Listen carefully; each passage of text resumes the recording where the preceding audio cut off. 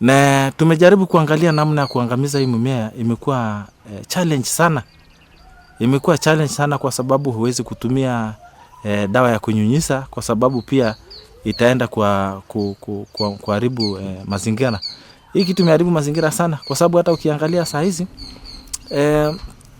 kuna sehemu za Kajiado ambayo wafugaji tayari washahama.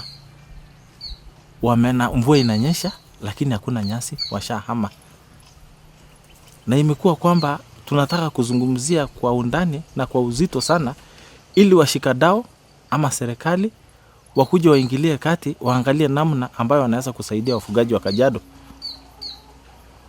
Nikizungumzia tena kuhusu hii mumea, ukijaribu kuangalia hii mumea, njia muhimu sana ama njia mwafaka ya kumaliza hii mumea ni kung'oa hii mumea.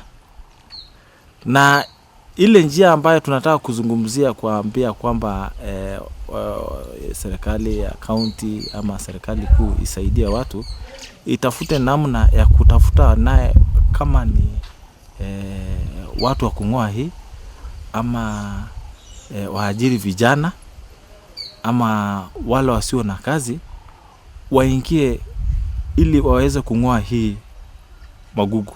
Biggest challenge is this weed, which is called Ipomea, and it has covered more than 1 million acres in Kajiado County, which is worrying.